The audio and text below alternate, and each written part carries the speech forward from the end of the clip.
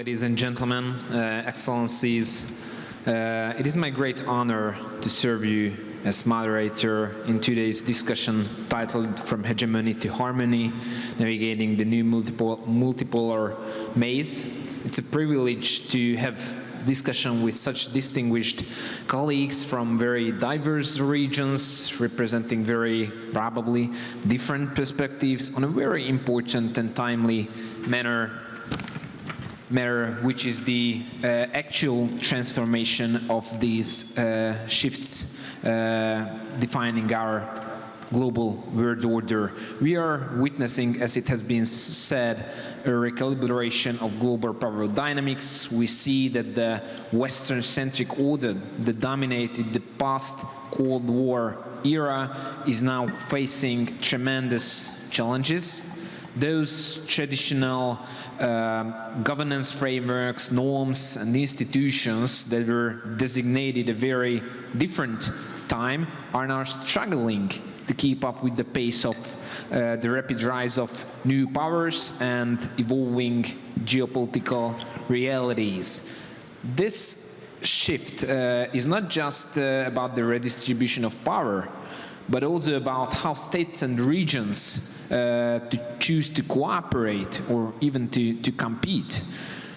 One would argue that the emerging multipolar world is characterized by several strong regional actors besides the leading power, the United States, China, India, Russia, or Europe.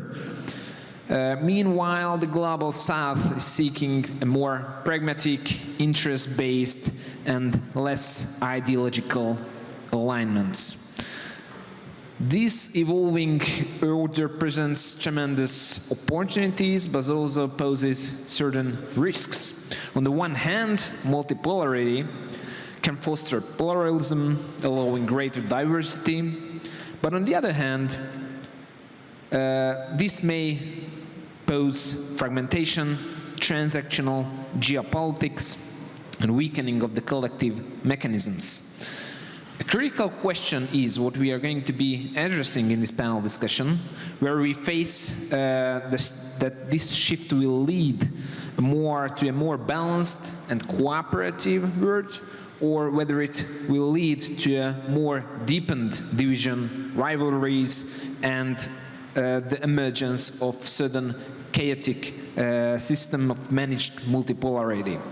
Our discussion today will explore these themes with our four distinguished experts that have already been mentioned. And let me introduce and propose the time frame for this discussion. After this introduction, we will have questions, round of questions, aim-free round of questions in the length of 60 to 65 minutes, and then in the remaining 10 to 15 minutes we will open the floor to the question from the audience. Regarding the first question, and the first question shall be the same for each panelists. Are we truly entering a multipolar world with several strong regional powers, or is there a global order evolving toward a two dynamic blocks? I invite our panelists to share their views, and also complementary questions. Minister Szijjártó said that Hungary does not want the blocks to emerge in the world. Do you see the blocks avoidable in this new emerging world order? Please. Thank you so much for that excellent question, and also to the Hungarian Institute, our partners, for hosting the Budapest Global Dialogue. It's an honor being here, and I've been enjoying my time in Budapest. You know, the lovely architecture of the city is mind-boggling. And I use architecture also in a symbolic sense. Because the answer to your question, whether we are going into a multipolar world or a bipolar world between the West and the global South, if you ask me, the answer is no, neither, to both those questions.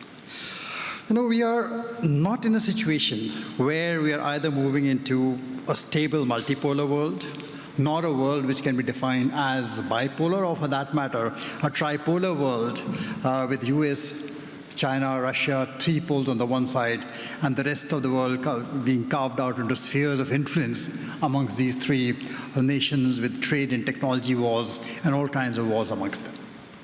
So it's a more difficult situation. But what we are witnessing is something more fundamental.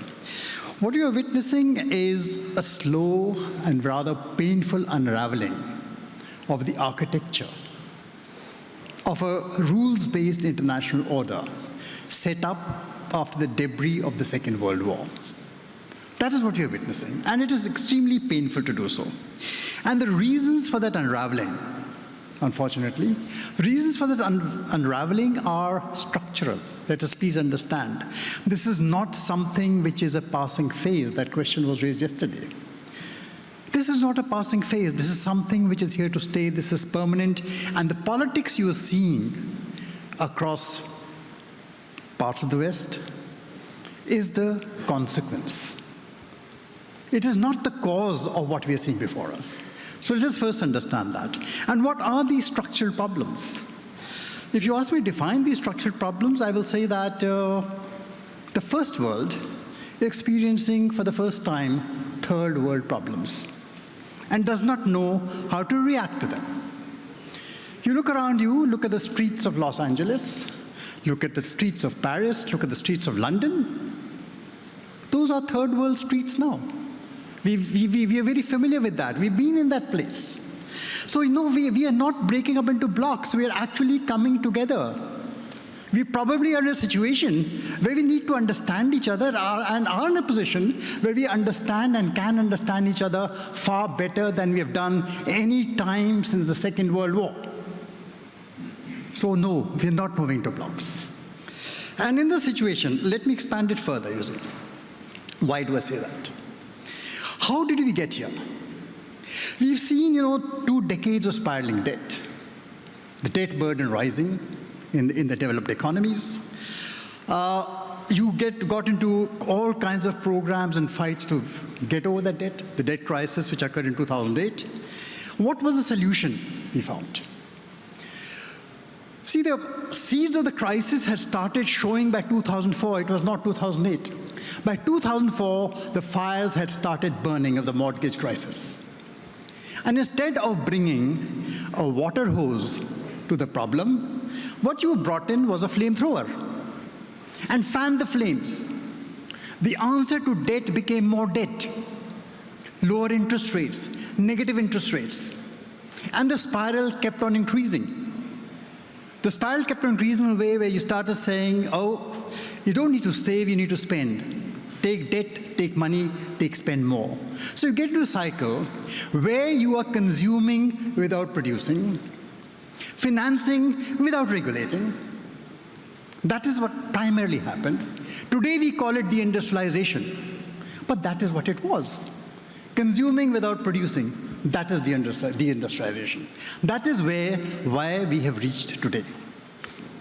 Now, had this happened in any third world country, the high priests of the IMF would have been there with their Bible, and the Bible was called Structural Adjustment Programs. And the Bible came with penance, fasting, sackcloth, hard decisions. You cut down spending, you cut down, you start cutting down people's pensions, you incite all kinds of economic and financial troubles. Instead, what happened in the developed West was something different. They rewarded themselves with forbearance. And the reward was, yes, go into a spiral of lowering interest rates, throw more money at the problem, then comes COVID, and the answer is the same. You start bringing in more flamethrowers. And there begins this whole cycle of something called quantitative easing, which all the yellow papers and the economic and financial papers, the rhetoric, kept on saying, oh, great thing, we are getting out of this, we'll find a way out of it. The problem gets deeper and deeper and deeper. So that is why we have reached where we reached. Now, what are the ways out? What was missing in all this were actually parallel investments in far deeper structural reform and productivity gains. That is what should have been done at the point of time. Those decisions never got taken because it was far easier to kick the can down the road. So today, when we start looking at the larger situation, when we start looking at how we react, how the world is reacting to the current crisis, we have become transactional. Our politics has become transactional, and there are deep divisions within the politics of the West. The kind of polarization you're seeing. So you're gradually becoming less cohesive as societies. Now that is where I say, these are third world problems. And the answers to these third world problems are actually also third world answers. You today have the CHIPS Act, you have the CBAM, you have governments intervening, free markets are history. No, they're always governments today intervene. Well, this has been happening in our countries for the last 78 years. Governments intervened, gave all kinds of subsidies. They came in and had these kinds of programs. We wanted to industrialize, protect their industries. This has been happening. It was considered wrong at that time. Today, no one considers it wrong. So that's where I say, this is not the time to get into divisions and bifurcations and poles. This is the time to sit down and try and understand each other. We are all today coming from the same place, and we all need to sit down together. And there are no pariahs in this.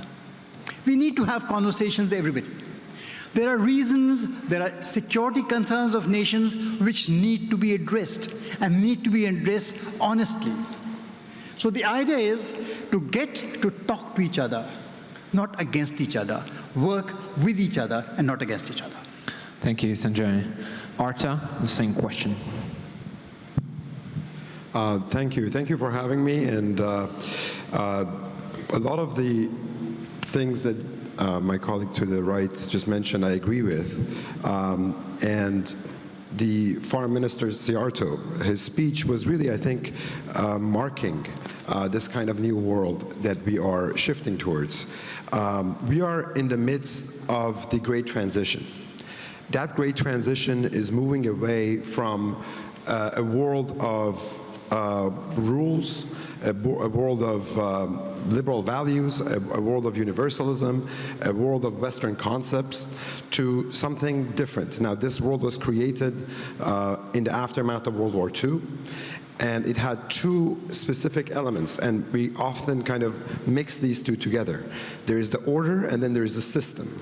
And when we think about this kind of what's going to follow this unraveling, we need to sort of separate the two, because if we don't do that, then we're going to think about sort of how, we're going to confuse topics, and we're going to think about multipolarity. Is it real or not? So the concepts are always important to define.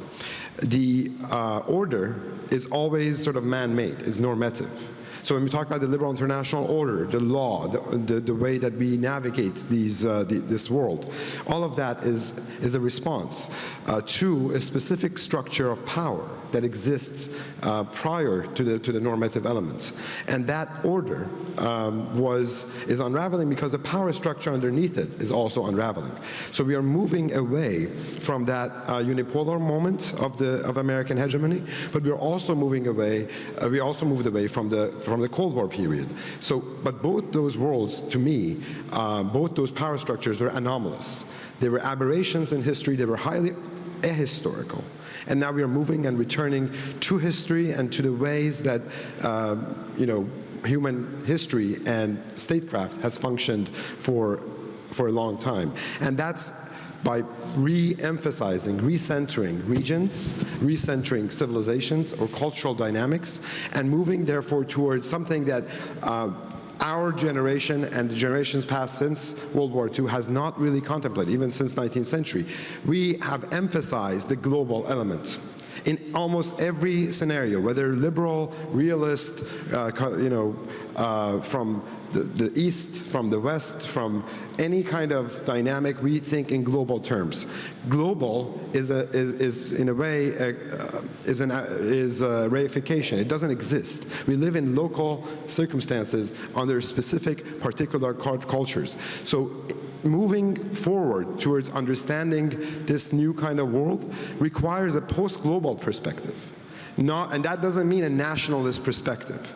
The nation is a constituent element of the international order. It's in the name. So moving truly towards a post-global order requires something different, which is post-global in the sense that it's civilizational, cultural, and particular. So in that sense, we are seeing, to go back to your question, we are moving towards a more multiple order. Or multiple systems that then beget an order that sort of comes out, which is less formal. And yet we think about rules and laws and formalities because we're used to it. So the question now is, how do we navigate this change? A world of multiplicity, global cultural pluralism, it does not mean necessarily a world of United Nations coming together and being all at peace. But it doesn't mean a world of chaos. We are returning to a world of anarchy that always existed. This anarchy was sort of papered over by the global hegemony of first two superpowers and then one. And both of them are now sort of having to take a step back. I mean, one already did. The second one is now unraveling. So we will see a different kind of order emerging from this. And it's highly dependent on what, as I said, all politics, all statecraft is local and domestic. So how do the people who are going to make those orders react to the systemic and global trends that we are witnessing? And I'll just say one thing and end on that. And based on the fact that, all of the order that we are talking about is highly, highly ideological. It was representing a kind of a world view that was the Western world view. So moving away from that means moving away from ideology, liberal ideology, but also other kinds of ideology, and moving towards something that's far more grounded in realism, reality, and concrete structures that exist within regions and bounded geographies. And again, when I use the word culture and civilizations, I want to emphasize that I'm not using it in a very abstract sense like Samuel Huntington. I'm using it in very concrete bounded ways in which a civilization or a culture is something defensible because of the way that it has historically evolved, it has a specific population, but it is geographically located. So it's not this sort of abstract concept like the Judeo-Christian civilization, which is not bounded to any specific geographical terrain, or it doesn't have a specific topography, or it includes so many different languages and people. It is specifically, when we're talking about the return of cultures and civilization, we're talking about a world of some specific powers and a new kind of hierarchy of powers, and therefore a coming of a spheres rather than blocks. Also. Thank you, Arta. Sebastian, what is your take on that? Hi everyone, thanks Tarnok.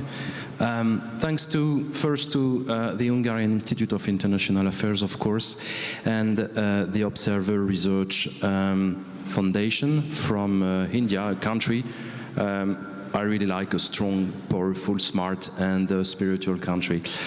Sometimes we miss a bit of spirituality to analyze international relation. What is very interesting already, which was said, I would just tell some elements, because when you teach international relations or geopolitics, of course all your students are asking every day what's happening, and sometimes you don't know what's happening.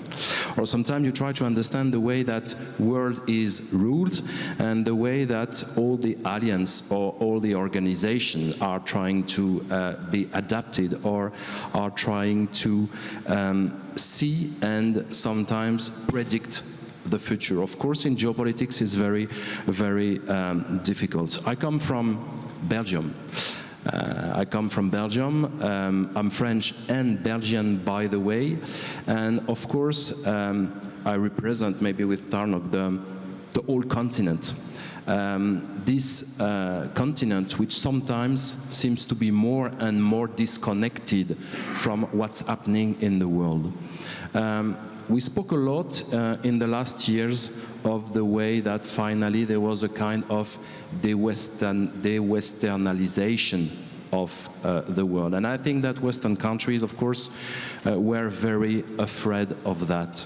And as the Ministry of Foreign Affairs said before, I think that with the return of Trump, something different is now happening. I wouldn't say that we are on the way to the return of a jungle law, but it's clear that international organizations we were facing for decades now are totally changing and are losing more and more power. It means that the return of the state is very important in this new multipolar maze, in this big, let's say, chaos or mess for the moment. But I think that finally citizens are firstly expecting more from the state than from the international organization. There is a kind of satellization as well of the Western world, and now we have to deal with other countries or other powers or other continents who want to play a real role in the world. And I think that Western countries, especially European ones, especially ones from Brussels, still think that they represent a lot in the world. But we'll speak a bit later about Europe. Europe is more and more isolated in this big concert of nation. So I think that there is a strong movement of powers would change now in the world. Yesterday it was very interesting to listen to Mr. Saran. We were speaking about 3 strong poles of power in the world. And I was thinking, okay, United States, okay, China, but who's the third one? And of course, it was not Europe. It's more and more India. It means that now Europe is trying to struggle to exist. But the problem is that in this big game, in this big changing world, how can Europe be a strong power? That is a real question. If we don't want to become like the Titanic, we see the iceberg coming, but we're going. Of course, we have to integrate all the other countries who expect to be leaders in the world. And I think that Donald Trump and United States have understood something very important. Of course, the art of deal, well, it's not always successful. It takes time sometimes. We can see it with Ukraine and Russia, but we can see it as well with Iran, Gaza, and Israel. But sometimes the way that Europeans want to still remain these leaders of the world, they were a long time ago. They have probably to understand that now there is this return of the common sense, but of course of the real politic. I think that we probably forgot for ages the fact that it's very important to have a direct dialogue between countries, and that's exactly what's happening now. I don't know how these kind of agreements can last and what's the strength of these kind of agreements if they occur, but what is clear is that now United Nations, NATO, just look at NATO, it was nothing before the war. Remember what Emmanuel Macron, our French president, well, my French president, was saying when he was saying that NATO was mentally dead. Everything changed, thanks to Russia, finally. But if you see the other organization, if you see the other cities or symbolic capitals of multilateralism, they are now all disappearing. Look at New York United Nations headquarters. When was the last declaration of Antonio Guterres? And at least who is listening to him now?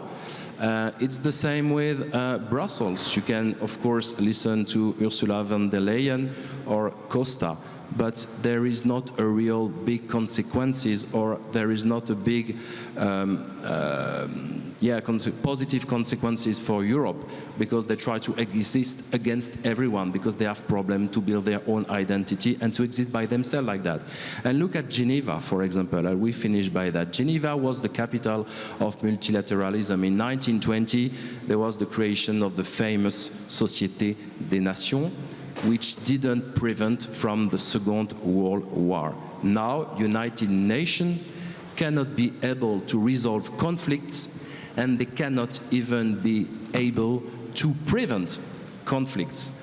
So it's clear that now it's the return of the state, it's the return of regional powers. In each continent now you have a strong power and a strong country who try to deal with the regional issues, with the regional wars, and who become more and more this kind of new mediators who are dealing now with the crisis or the wars issues. I think that's exactly what I wanted to say. So we are in a period of transition, chaos, I don't know, but sometimes people think that from chaos you have amazing things which happen. What is clear is that now Western world cannot do as if all the other countries from global south with S exist. Now everyone has to be an actor of the international relation. I think that probably 75% of the world was just a spectator for too much time and for too long period. Now everything is changing. Thank you, Sebastian. Victoria. First of all, allow me to thank both OIRF and Hungarian Institute of International Affairs for inviting me here.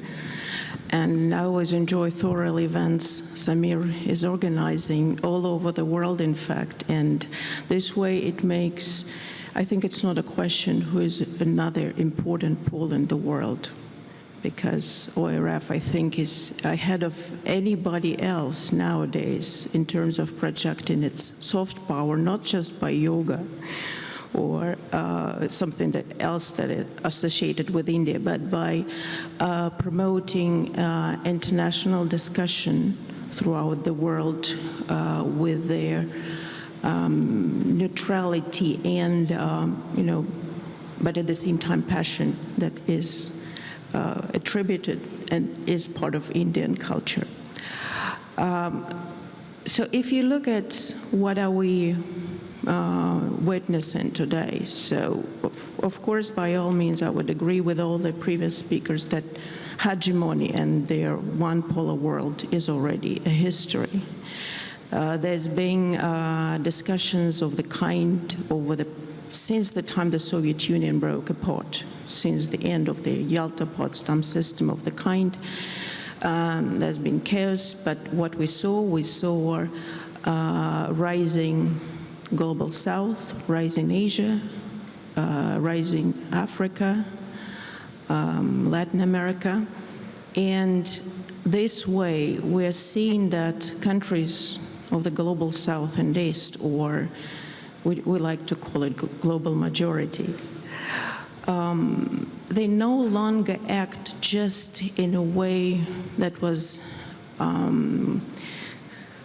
from their, Cold War times of their non-aligned movement. It's not about NAM any longer, because NAM was about moral leadership, but it didn't have material basis under that.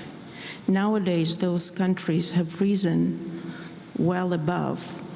And if you look at just Global South and East, it is said that by 2030, non-OECD countries' economies would account for about 57% of global economic share.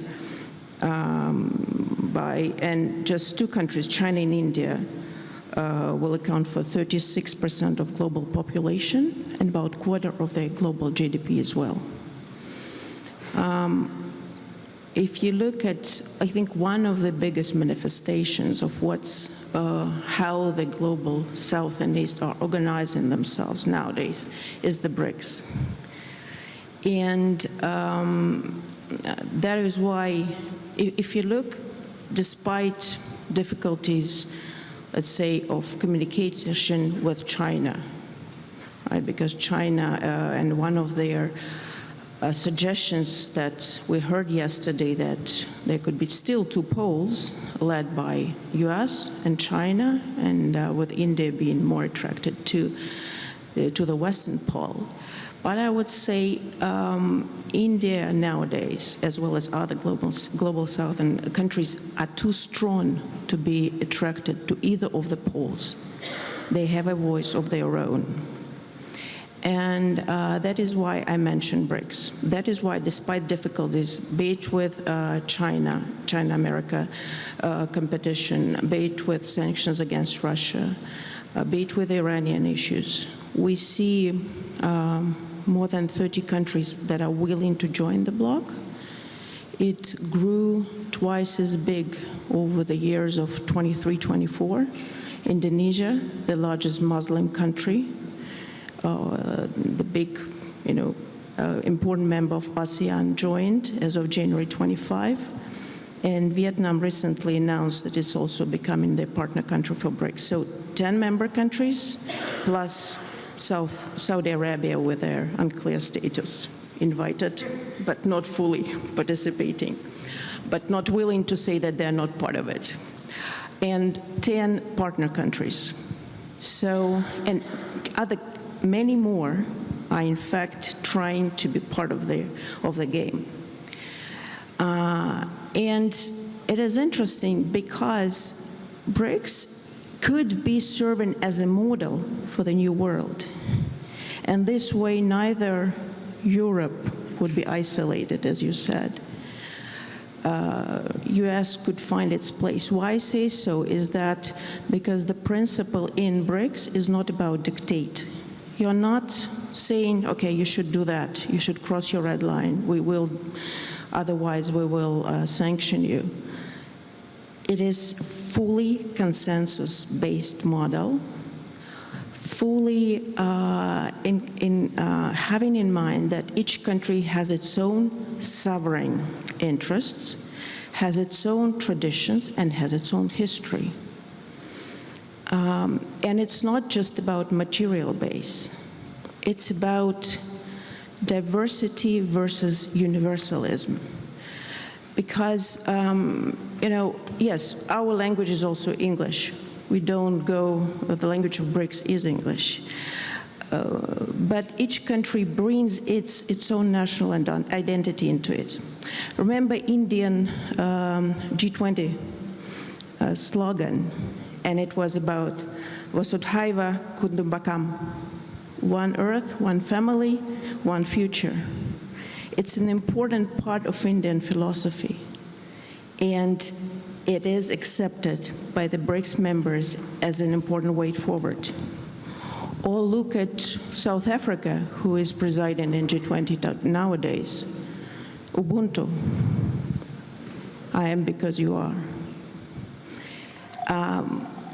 Each country in BRICS and each country that is striving to become part of their grouping, they're not trying to go and achieve a hegemony, although I know that many of the Western observers, since the very start of the BRICS itself in 2009, the first summit, meetings were before as well, they always regarded it as a threat, but it's not, because BRICS is not challenging.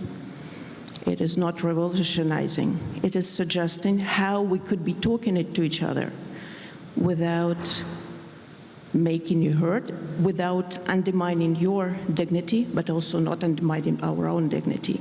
It is an important way to go forward. And I think this is the only way how we could be saving our world from the flames, from the turbulence that we're seeing nowadays around the world, with a different, like the two major conflicts of the world were named already, but there are many more, and they're growing in number. So we have to learn, and there is something to learn from BRICS. Listen to each other and do not humiliate each other. It's consensus. Then we'll be moving ahead. Thank you. Thank you, Victoria. I've seen some consensus on the merit that our world order is changing, and you all emphasize the relevance of regions. You said that the regions are re-emerging to this new system, so I would suggest let's dive into the specific regions where you came from. First, let's turn to India. Several of the speakers emphasized that India is the new rising great power. What is India's goal regarding the change of the new world order? What does India want to preserve, and what does India want to reform in the new order? And how in this new order India sees those alignments, coalitions like BRICS or the Global South? Thank you, Tarnok, for the question. Let me just give a roundup of where we reached so far. I think the panel has more or less come to the conclusion that today's world is neither bipolar nor multipolar. Actually, truly speaking, power is dispersed. It is extremely amorphous. You are living in not a multipolar world, you are living in a multinodal world. The power resides in various power centers. And this multinodal world is poly-crisis driven. There are lots of crises all around. And if it is so poly-crisis driven, the response is that it has become transactional. Now, transactions are a short-term response to a crisis. Transactions are not a long-term response to a crisis which is engulfing everybody.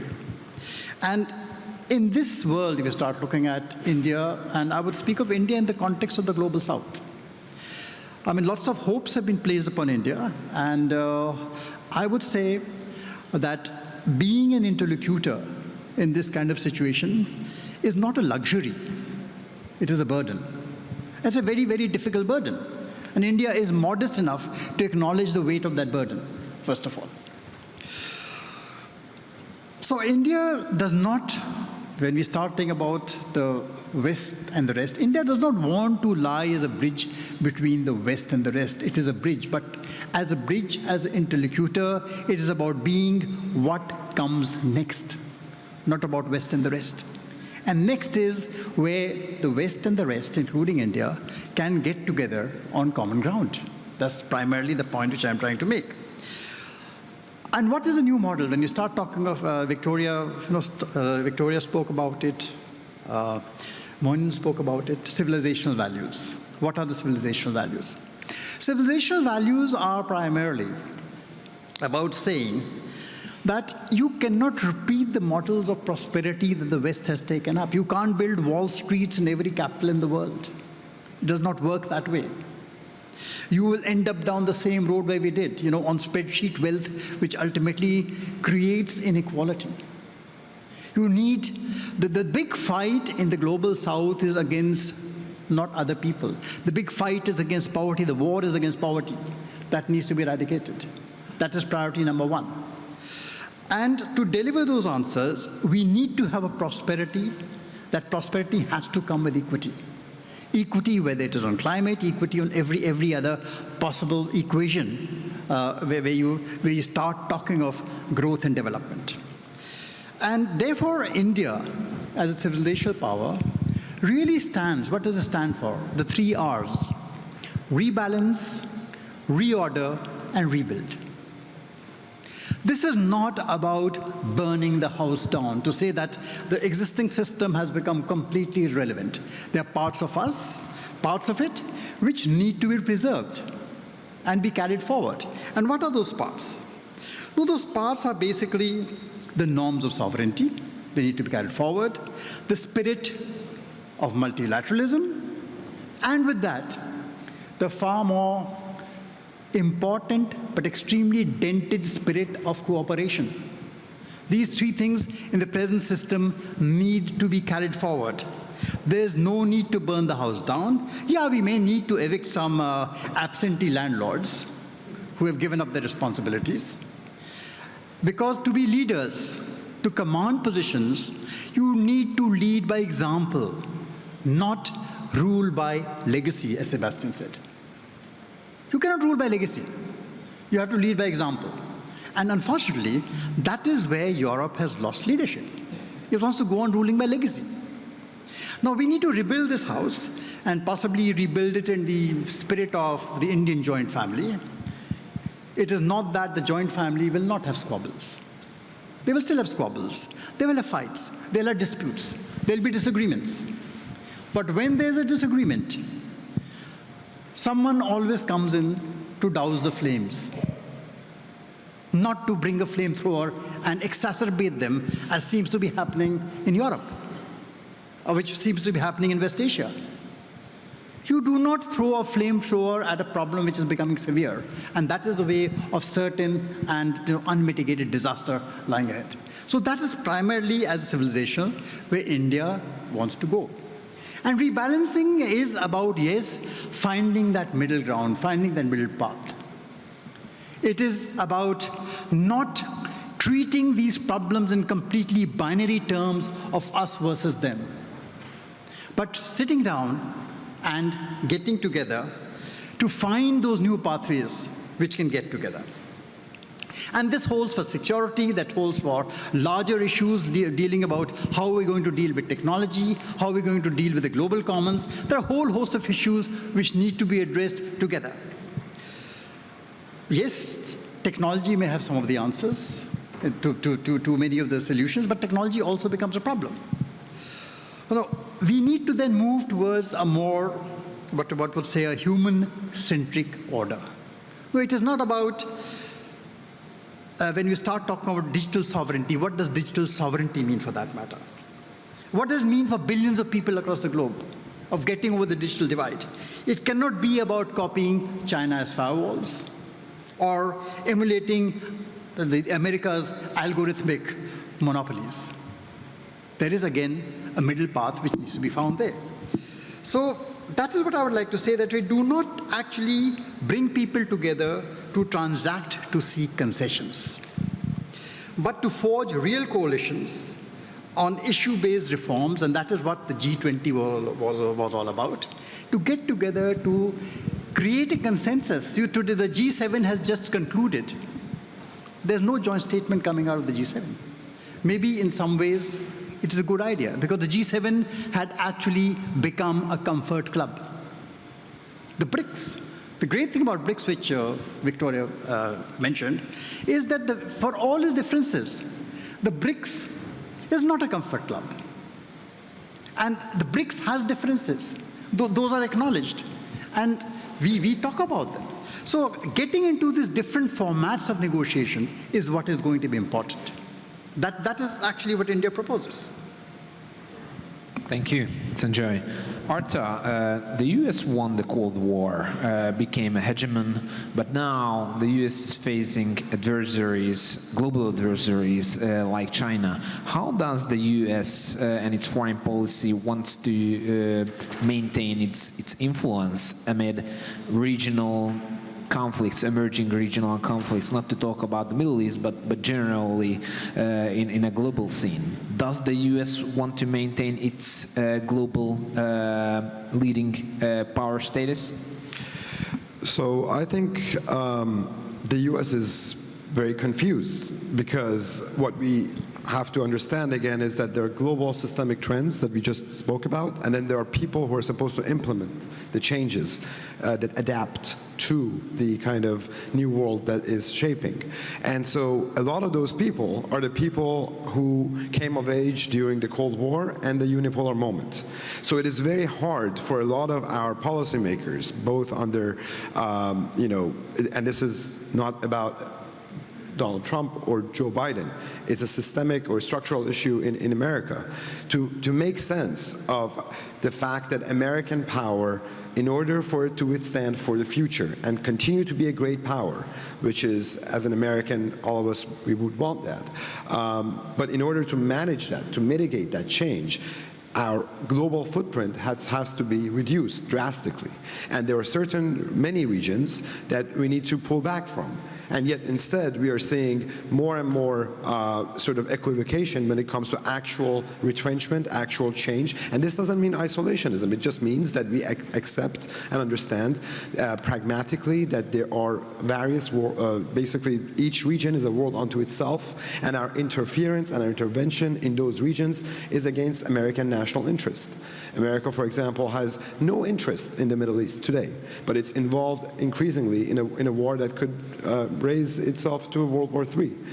What is it that a country with $37 trillion of debt wants to get itself into another quagmire in the Middle East with a much bigger country now than Iraq, Afghanistan, Syria, Yemen? So these kinds of decisions are fundamentally emanating not from a physical security environment, which we are often thinking about. Iran does not have, for example, an existential threat to the United States. Even a nuclear Iran doesn't.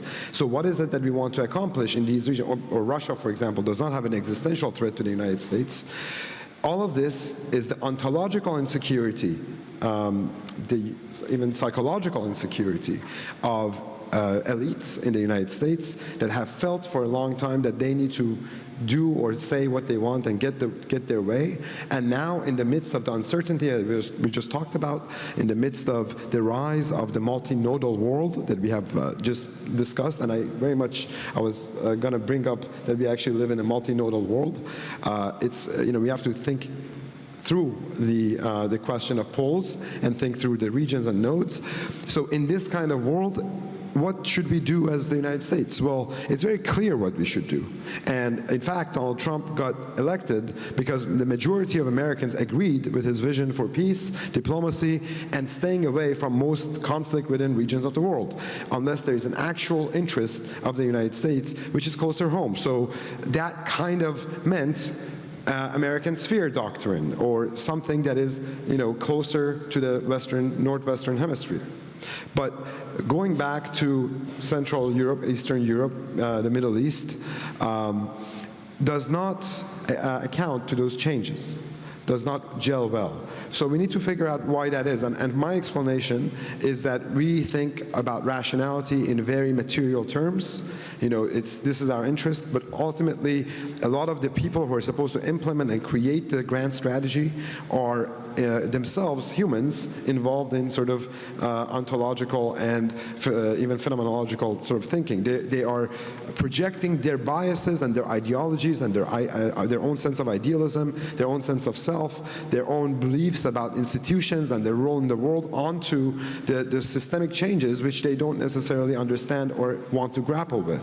So I am of the view that we are not navigating as Americans these global trends quite well, but ultimately we will have to. And this is what the change between the system and the order is. In order for a great power has much more leeway, more time to be able to make mistakes, but that is not infinite.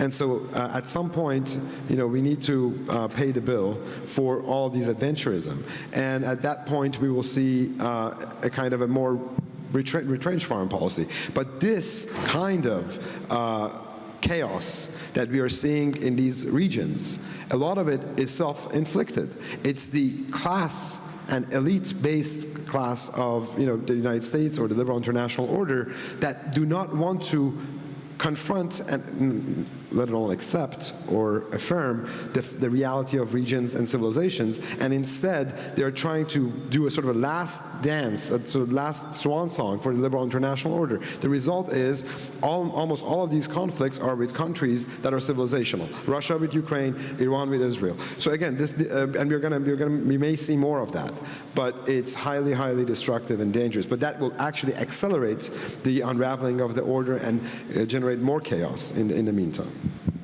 Thank you, Arta. Sebastian, you mentioned Europe's role in the emerging world order, and you promised to get back to that. So how do you see Europe's role in this new system? Does Europe have the place at the table, as it has been said? And a fundamental question, what do we mean Europe?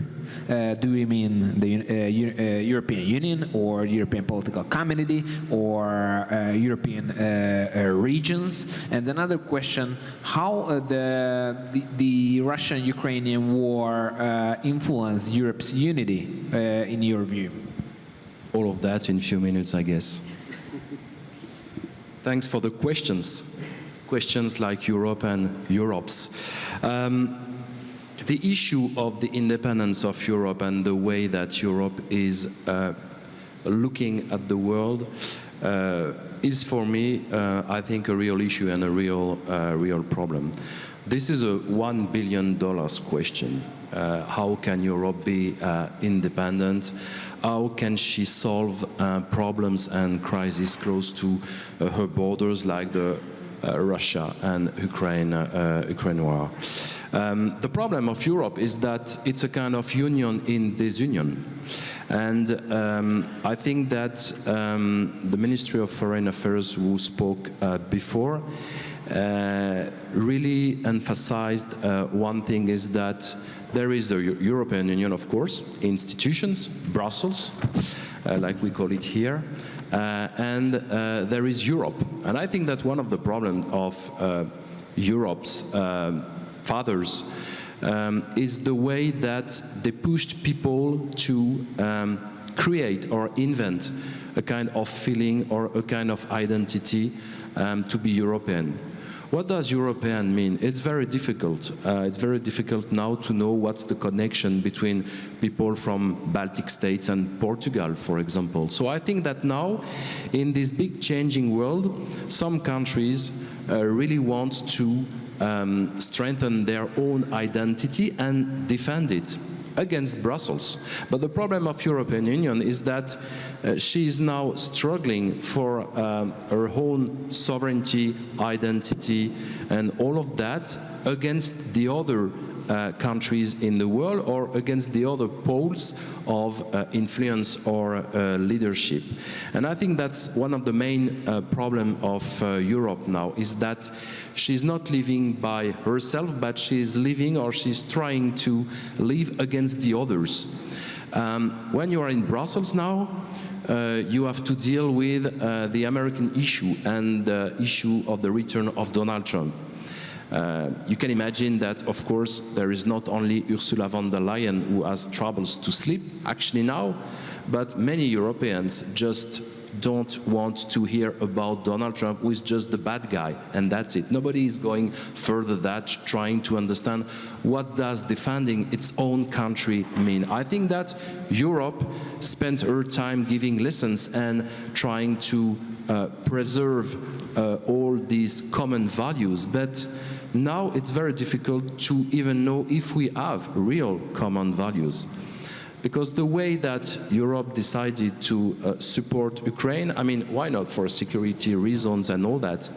But this choice, if it's the European choice, the choice for what we call in Brussels liberty, freedom and all that, maybe that for our own independence, if it was the first obsession of Europeans since the collapsing of the European Community of Defense in 1954, maybe we should have saved a part of this money to build this famous common defense to become independent, because now we look like probably this kind of son with rich parents, was a great car, was a great iPhone, but then the parents say, oh no, we want to stop money because you don't respect the rules, or you just have to live by yourself. And that's now what's happening with the American promise of withdrawal or pullback. What do Europeans look like now if Americans decide to leave NATO, for example, for the security of Europe? That's a real problem, because now we don't have a single penny for that. Look at the debt of France, it's just awful. We don't have money to protect ourselves. So I think that there are so many issues regarding this, the isolation of Europe, probably this kind of complex of superiority who cannot work anymore in the world we are facing now. And I think that Europe, spending time giving lessons, even didn't respect the rules of NATO. When you see some countries like Poland, for example, Hungary and all the others, they decided to invest in defense. Poland is a great example. But if you look at the other, they are all under the famous level of 5% of the GDP consecrated to defense. We didn't respect the rules we fixed, and that's sometimes the problem of Western world and of Europe. We don't respect the rules we fixed, and then after we asking to the others to do it. So I think to finish that, I would say that Europe used to be a great success after the end of the Second World War. It became an area of prosperity, the biggest area of economical and business exchange. But now even this is very touchy, even this is very difficult for Europeans. And now European is facing the eternal issue of becoming a political leader. And I think that that's the real problem. With all the countries, with the diversity, with some countries which look to the south of Europe, with others to look to the east of Europe, and with the others who look outside of Europe, I really don't know how we are going to deal with this issue, but I hope that Europe will be saved, but it's, for me, really, really difficult at that point. Thank you, Sebastian. Victoria, what capabilities Russia have to influence or shape the new world order? How does the Russian-Ukrainian war influence this? And Russia tries to shape the new order independently or through coalitions like BRICS? Okay, so Russia is definitely one of the poles now. And but it would never be trying to, let's say, and is not trying to impose or establish the rules that are not, let's say, supported by the others. If you look at BRICS, because a lot what is done in Russian foreign policy is through BRICS, SCO, etc. But what is important about it, that all the main foreign policy concepts that are ingrained in Russian thinking are, in a way, brought out through BRICS. So it's UN centrality, it stays the same, so BRICS is not trying to compete with the United Nations. It's the equality and, dialogue as an important issue. It's consensus-based and based on interests and common security for all, not building somebody's security at the expense of the others.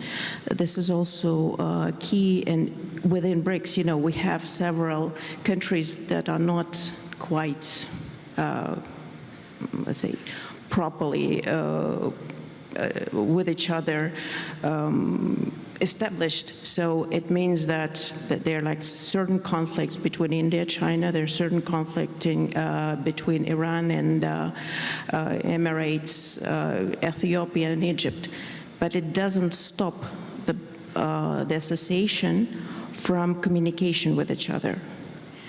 Naming India and China, they were the founders. They were from the very start in BRICS. And at the same time, we were able, and they were able to rise above, certain problems that they had, like border issue, and achieve something that is more important for their general well-being, for their economic development, for their social prosperity, because BRICS is bringing that. And that is why I should say that it is probably the best platform where Russia is able to nowadays build or be part of their big family foundation to build the world that would be acceptable to all countries. And it is very important because we all could be having divergent issues. We do not agree on everything in BRICS. We have heated discussions on a number of issues on all tracks.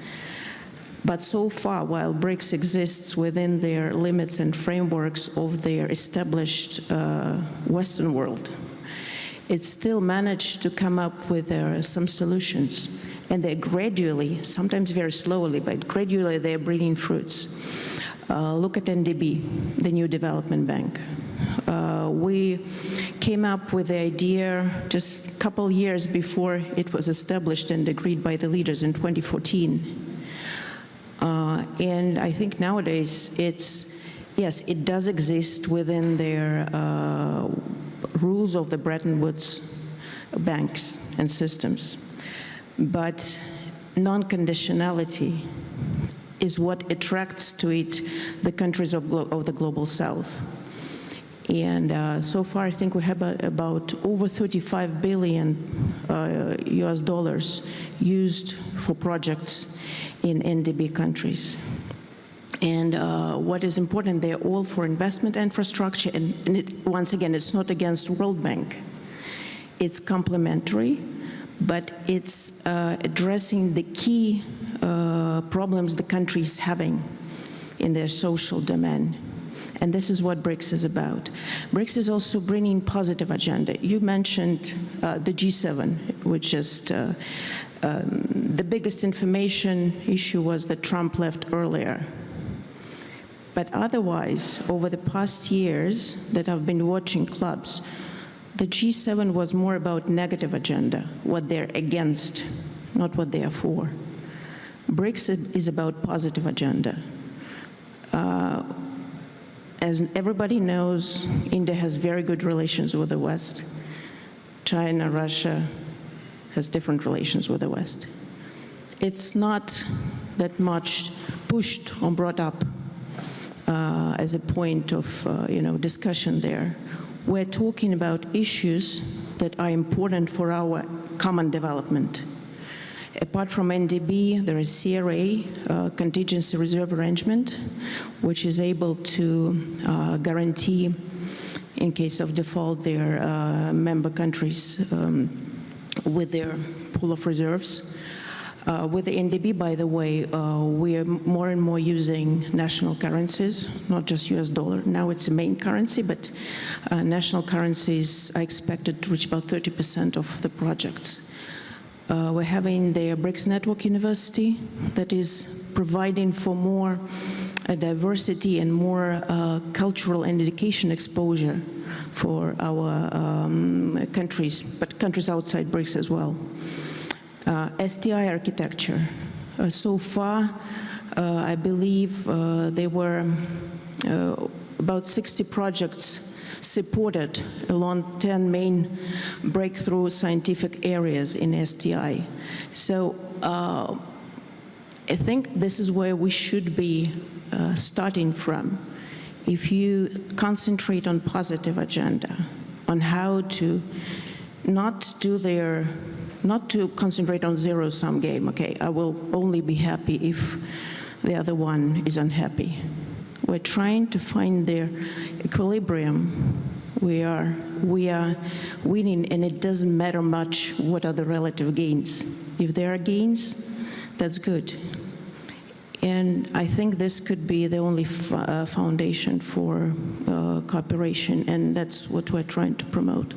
Thank you. Before opening the floor for the audience questions, I would have one more last round with quick, probably 1 or 2 minutes answers. Sanjoy, you mentioned that the BRICS is not a comfort club. How do you guys deal with China over your disputes? What is the modus vivendi to go forward?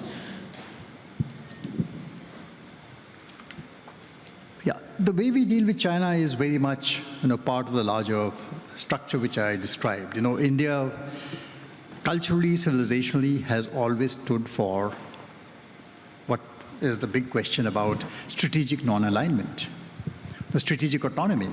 In the old days, in Indian politics, we keep bickering about it, but right from the times of the 50s, when India stood between the parties of the Cold War and took up non-alignment as an answer, to multi-alignment today, the concept has been the same. We do not treat the two sides as black and white. We see both black and white, a mixture on both sides. We're all human. We all have good and evil inherent in us. No one is pure. Okay? So that is primarily what we believe in. And with China also, the situation is the same. The stakes are much higher now today. Why are the stakes higher? See, with China, it is no longer, I would say, a kind of civilizational dance. There is definitely rivalry. And what is this rivalry? We share a contested border. Everybody knows it. We diverge in assessment of major values and norms across the world. And we compete with each other intensely both in our neighborhood as well as across Africa and Southeast Asia for influence. So there is a rivalry, and yet what happens is we are economically entangled, deeply so. We are regionally codependent, and we are proudly seen together in BRICS. No, we stand there in BRICS, in SU and beyond. India is very clear. Our task is not to contain China. That fantasy we leave to the United States of America. That is their fantasy. For us, our task is to constrain Chinese unilateralism, and also to make sure that it does not make the BRICS into a bulwark against the West. And that is where the role of a bridge comes in. Well, a bridge not to be an interlocutor or a gatekeeper, but a bridge to bring the global South and the West and China and Russia all together on the same page. So that is where India stands. That is where India's civilization role is. So our task is, all of this. So, and to do that, what we really like to do is, we just don't want to bring the discontent of the global South to the table. Finally, sure. We also want to bring the fractured, broken, fragmented West onto the table and discuss their mutual issues between them. Thank you. Arthur, you mentioned that the US has no interest in the Middle East. There has been a dispute within the US whether US involvement in this war, the Israeli-Iranian war, is against the idea of the America First narrative. What do you think about that, very briefly? I think, to me, there is no question that America has separate interests from the State of Israel. And that means that putting America first means putting America first. It doesn't mean to get dragged into another leader's wars, another statesman, another state's wars, which, whether or not it has justification or not, that's beside the point. To me, America has no actual interests, especially after the fact that we achieved energy autonomy. So our intervention in the Middle East is only a cause for concern. It can derail all of the domestic agenda that Donald Trump wants to do. It will completely hunker down America First. It's a cause for division. And it's another way for sort of new conservative elements and their projects to get back in. And that has been the theme. We have a number of presidents who come in promising change, and the people go with that change because maybe they're not geopolitical experts, but they feel in their bones that something is deeply wrong, and the world around them is changing, and so they want change. They want to be the focus of their government policies. And yet, when we get to the actual policy making, we find new arenas where there is escalation, there is war, there are cycles of war. I think that this administration has a golden chance to reshape the Middle East through diplomacy, through actively promoting and understanding the way that the new sort of fault lines in the Middle East are shaping, and not, and in fact, the entire region, including Turkey and all the Arab countries which are U.S. allies, Turkey is a NATO ally, are very clear about what they want done in terms of U.S. presence in the Middle East, in terms of U.S. policy towards Iran and the nuclear issue. And yet, it's only one faction within the Trump administration, not all of the Trump administration, that's pushing a line toward that will lead us back to 2001 and 2003. And that is a regression, but this time, and I mentioned earlier, great powers do have leverage, do have leeway, do have time, but this time they won't have the time, because America is a highly, highly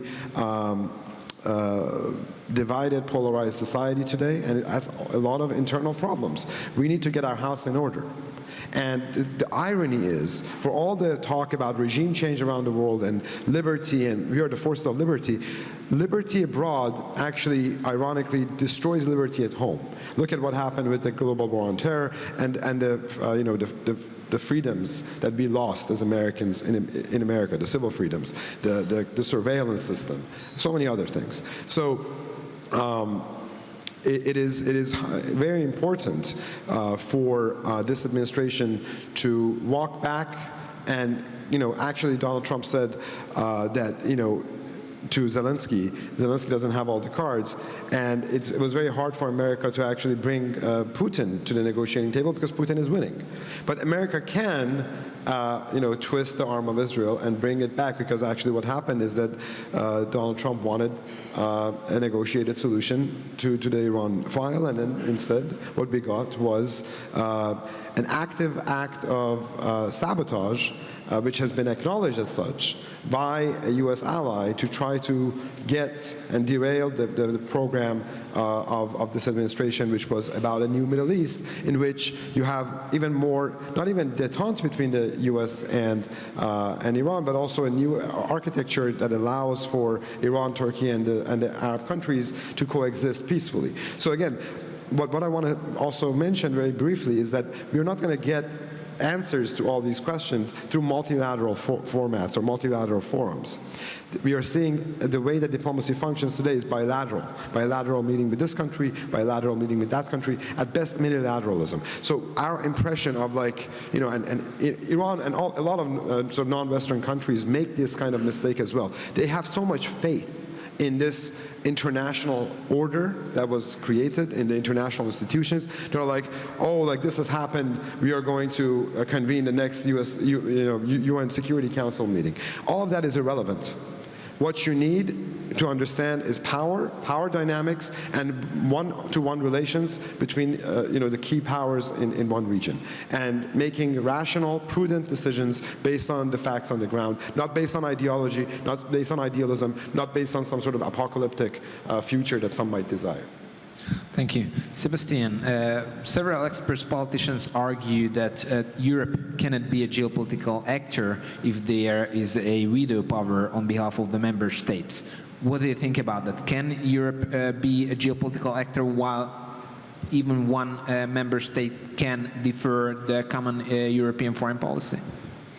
Well, I think it's really, really difficult, because the process and the origins of Europe were based on this kind of unanimity. So it's very difficult now to try to understand where Europe is going, because you can see different Europes, as I said before. And I think that everyone is regarding its own interest, which should be, for me, the minimum of any state or of any government.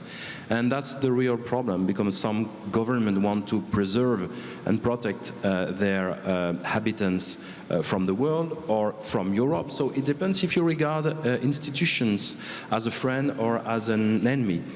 But I think that now one of the most important is the way that Europe will deal its own relations with America, of course, the transatlantic relations, but the way that some member states will position connected to Donald Trump directly, or regarding Donald Trump as an enemy. And I think that it's the story of the chicken and the egg. Who started first to criticize the other?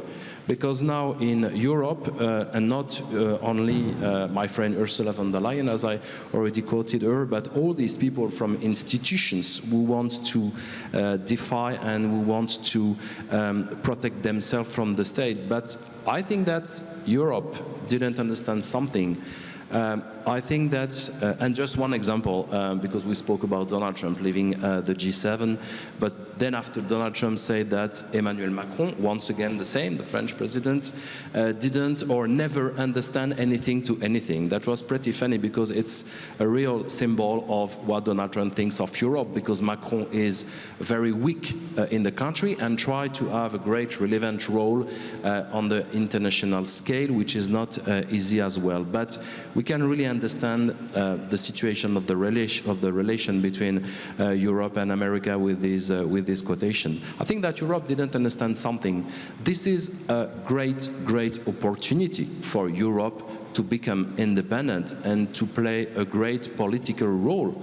But I think that Europeans dismiss this aspect and are probably not able to catch this opportunity because of the diversity, because of divisions, because of the necessity of sometimes unanimity for many decisions. So what is clear is that Donald Trump, like for the Middle East, for example, on your former question, Donald Trump doesn't have any interest in Europe. To be honest, we all know that he hates Europe, like Elon Musk. He hates this Europe, all this process of producing laws and legislation all the time, and for him it's a real problem. That's why he tried to punish, let's say, to punish us, because Europe starts to be a very difficult market to penetrate. Finally, I think that I would quote Rudyard Kipling, who was saying in one of these books, "You will become a man, my son." I think that now that the Godfather is saying to Europe, just deal with your own shit, sorry for the word, but that's the real word.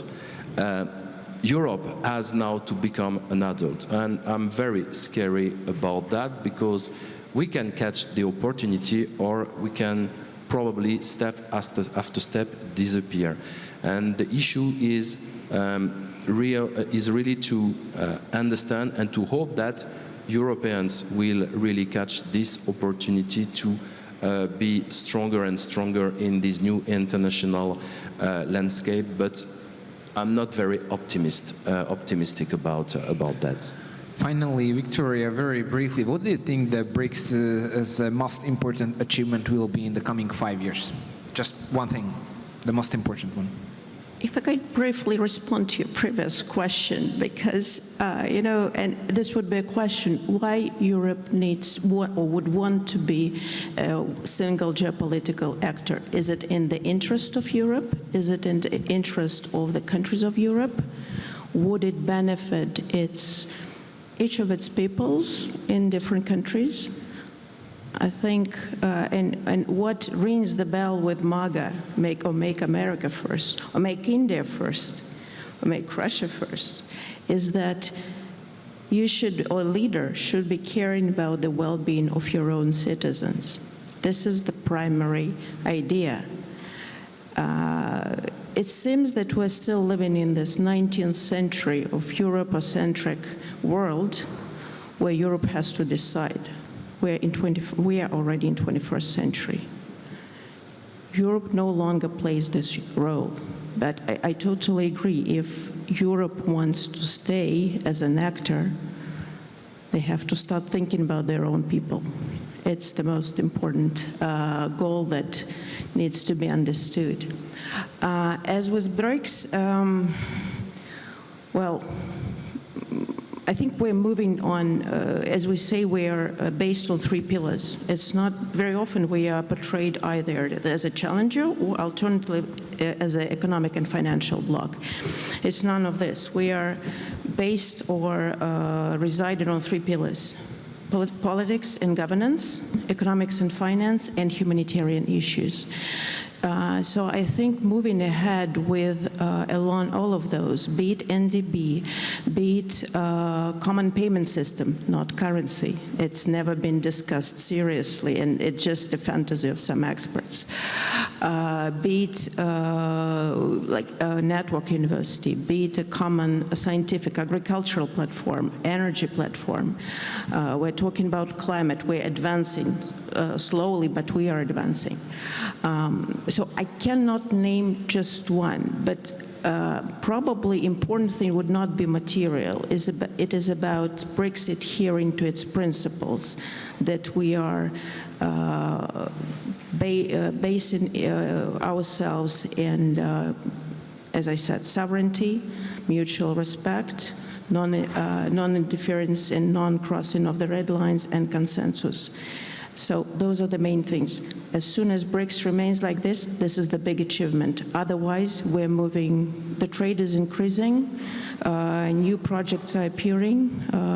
It's all very layered, multifaceted, and despite the fact that we're not an institution, it is a work, very intensive work on all levels. So I think this is the main thing. So we advance and we keep the way we are now. That would be good. Thank you. Unfortunately, we are short on time, and I do not want to abuse your coffee time. But if there's any question, I was told that 1 or 2 questions may fit. So I see those 2. 2. And shall we collect both questions and then Hi, thank you very much. My name is Laura Marenbach. I'm an adjunct professor at the Technical University of Munich. I have 2 questions. The first one is for Dr. Panova. You spoke very optimistically about BRICS. I'm a big BRICS fan myself, so I appreciate that. But I also wanted to bring a bit of critical commentary. You talked about consensus, and what I was wondering is how can BRICS handle issues as their diversity increases? Do you feel like they're going to have to change the consensus decision-making, or will they have to accept less progress? Will it be enough not to have a material achievement? Is this sort of principled honesty, is it enough for the BRICS to really be a leader or a model for future governance? The second question is for Mr. Yoshi. I was wondering how you're going to get the, quote, broken West to the table, and where. Where should the BRICS, where should the countries of the Global South, where should they meet with the broken West, and how will you get them there? Certainly you can't call them the broken West or they won't come, right? So I just wondered your opinions on that. there was the lady over there. Great. Hello, Teresa Fallon, Center for Russia, Europe, Asia Studies. Thank you for such a thought-provoking panel. I have a question, though, Arta. You mentioned how this new generation of elites, we see that some of them were in the military, they're very disgruntled with their military experiences. That informs their views on geopolitics, but we know that the current international order, which everyone seems to agree is unraveling, but that was founded on the ashes of World War II, and everyone who contributed to the building of that was a veteran. Brezhnev, all the US presidents, they all had fought in the war. And so I wonder, without this horrendous experience that all these people went through and decided war is the last option, that we really have to work on institutions, and the EU, which I know everyone is very critical of, is one of those institutions created to try to prevent war. What will it take to build this new order without this horrific conflagration that actually built the current one? Thank you. Thank you. And the last one in the second row. Last question. Thanks. Here. Thank you. I must also echo the other wonderful panel. I'm Nandini Tandon, a venture capitalist in Silicon Valley, and coming from a technology world, I wanted to ask Sanjay Joshi and the others, navigating the new multinodal maze, as Sanjay Joshi has pointed, how are you looking at deep tech, semiconductor, which is a horizontal rather than a vertical, being leveraged for a more harmonious, because it is going to be a very important platform, no matter which industry we look at. Can that be one that rallies and brings people together, or is it going to be a greater divide? Thank you. Thank you. And given that we are out of time, I shall ask our panelists to answer the questions briefly. Thank you. I'll just take the question that was addressed to me. Well, I would say that, first of all, this idea that the liberal international order, the post-war order, for all of its idealism of its founders, was a peaceful order, was a good order, was a stable order. I think that's a myth. I think this order has had a lot of problems within it. It has a lot of it has been very bloody for many people around the world. And now, when we are shifting away from it, moving away from idealism to understanding reality, understanding, for example, that sovereignty, cultural sovereignty matters, that states, big states, not all states are equal. Some states are bigger, they're more powerful, and they have real red lines and core interests. And for a peaceful world, you don't need UN security meetings. What you need is understanding, strategic empathy, of understanding that you can deal with your counterpart on their terms if you know what your red lines are and what their red line is. And that's a different kind of approach. It's a more realpolitik approach, but it allows for a kind of an informal concert, a concert of civilization civilizations, a concept of powers. And that is not, that doesn't mean that war is always, you know, I'm not a pacifist, I'm a realist. It doesn't mean that, you know, we're going to always avoid all wars, but a lot of wars are unnecessary because they're fueled by over ideology, over politics. And those kinds of wars that are unnecessary. And yet a lot of idealism that's placed as a veneer, as a justification for these kinds of military interventions is the problem. So my position is, if we are coming back to reality, and if we actually have a radical realism that understands not just the material and physical conditions of war, but also the ontological, the psychological, the emotional facets of war, we can actually have that, you know, we can move away from the kind of over-politicization, over-ideologization that promotes this Manichaean thinking, us versus them mentality, and then divides the world into certain blocks that then becomes unchanging. Permanent alliances, permanent friends, permanent enemies. Nothing about the world is permanent. Everything is always changing, and yet our illusion of permanence, because of World War II and its destruction, and because of our idealism in the aftermath of it, has been the cause for this. And we have had this order for you know, many decades now, but it means that when it falls, it comes as more of a shock to us. Victoria? Well, the very short answer is no, we will not be going away from consensus-based model, but to make it a bit more kind of clear, you know, easy decisions, when not everybody agrees, would be short-lived, that's for sure. That's number one. Number two, of course we're aware, but we're an inclusive club, we're not exclusive. It's not like you have to be part of some high top, very top leadership in order to join. But we did pause their exception of new members specifically for efficiency. Because, of course, we enlarge twice as much. It is more difficult, on the one hand, to take decisions, but on the other hand, we were not homogeneous from the very start. So each country was very strong with their own position, and this way we do not lose the culture of dialogue. This is something, when you're in their grouping with one hegemon, when everybody goes, yes, sir, or yes, ma'am, it doesn't serve the purpose, because after a certain moment, you stop understanding others, stop understanding their interests, and it leads you to a total disaster. So this culture of dialogue is very necessary. The idea of consensus-based is the only viable option, but that is why we need to work, and we're working now. It's one of their priorities for Brazilian presidency currently, to work on a more efficient decision-making model where all the 10 countries plus Saudi Arabia plus 10 partner countries will be taken into account, but without slowing down the progress that we have on amount of issues. It's still work in progress. I can tell you that the easiest decisions that are pushed is a troika-like dialogue with the G20, but it's not workable, and it also excludes members. So if you have ideas, we would be happy if you share. Thank you. Thank you. Sanjay?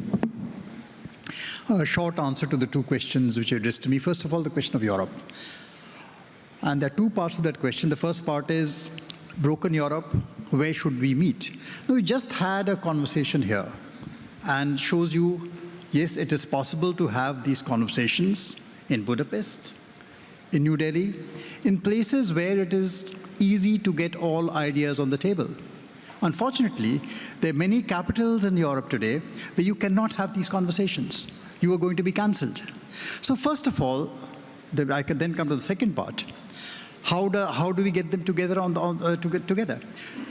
See, Western Europe needs to understand that the history of Europe, leave aside the last 80 years, has been war. It's been a broken Europe. Europe historically has been much like what West Asia looks today. And that's been through a large part of its history. 100 years wars, 30 years wars, and the wars have been prolonged. You end up with a frozen conflict today. And for the next 10 years, in Ukraine, you're back in the same situation. So let's start getting real about certain things. And that is when the conversations begin. Second question about technology, deep tech or whatever technology. See, technology is just a tool. There is no good or bad about technology. It is uses to which it is put and who puts it to what use. That is where the contests really are. So the answer to your question is not that simple. Thank you. And I thank all the audience for attending this panel discussion and our panelists for attending the event. Thank you for being here and enjoy your coffee break. Thank you.